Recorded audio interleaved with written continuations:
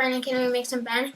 Yes, we can make bannock. Before we do that, we need to wash our hands, okay, so we don't pass on germs. So let's just step over here and we'll wash hands first, okay? Now we're gonna wash our hands, and I want you to use the soap here, and I'll run the water, and let's go ahead, right? So it's important to always wash your hands with soap and water, and not to pass germs, and you can do it as many times during the day to wash your hands, and it's a good habit to get into, to prevent passing of germs or any kind of sicknesses, or even after you sneeze, you always should wash your hands just to be safe and to be able to not to pass on germs to anybody else. So it's best practices to be able to do that and get into that habit of doing it regularly.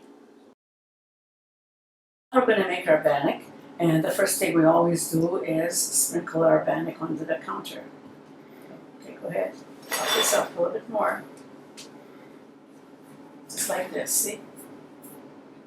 And the reason why we do that is because we don't want the flour to get stuck on here. All right? There. Okay? So when you make bannock, there's two ways to make it. In the house, there's also camping bannock, but that's also different. But the ingredients always remain the same, which is just your flour, your baking powder, your lard, and water. And for me, I don't put salt because sometimes people have sicknesses like diabetes or high blood pressure, so I don't use salt for that reason. So when we make our bannock, we have to make sure all our ingredients are ready. You can't just do a little bit, then run and get something else. It's important to be organized. And of course, washing your hands is the very first step, and getting all your stuff ready to make it ready to cook. Then you have everything to do that. And one of the most important things that I learned as a child is I came from a family of girls, and I had 8 sisters.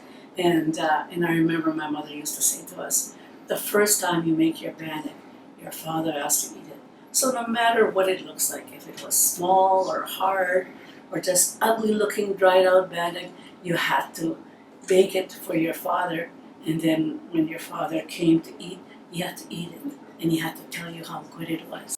So what I'm going to do now is I'm going to be mixing this, and I'm going to give it to you, and you're going to be making your own. And but we have 2 styles of bannocks, like I say. And what I want you to do is, when I give it to you, and I want you to knead it a little bit and roll it out flat. Okay? You can do that, right? And then what you're going to do after is you're going to poke it so that let the air out. All right? So, if your bannock is too sticky, you're going to add more flour to it. Okay? So there's yours. And there's yours. And I keep doing that. I keep doing that until it sticks together. Okay?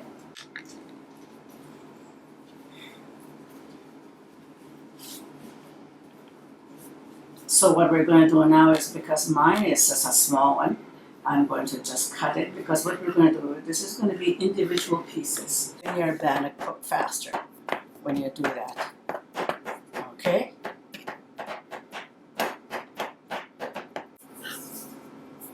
Yeah. And then what you're going to do then is do it like that.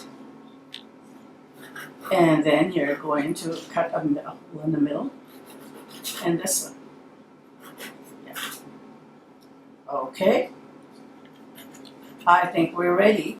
So when you make your bannock, you have to make sure your oil is hot, otherwise your bannock will be greasy.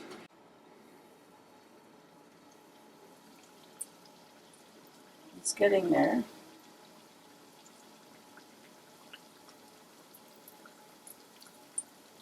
And like I say, you have to be very careful with this. Yeah, when you put your bannock down, you have to take it away from you.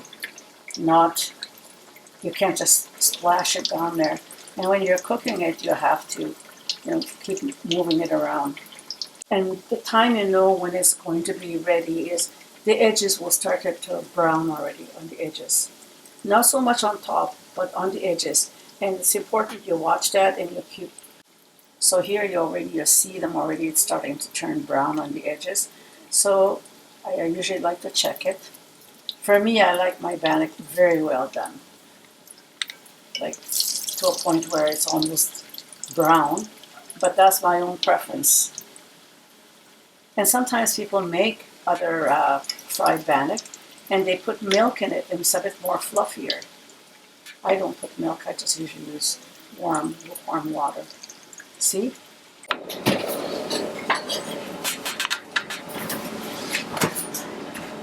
Okay, the bannock is ready. I'm back. So, this is the bannock that we made. This is the baked one, and this is the fried one. So we're going to eat it now, and it's cooled off.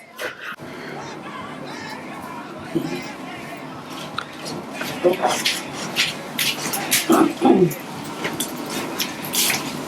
me sit down. Okay. Look, this one here.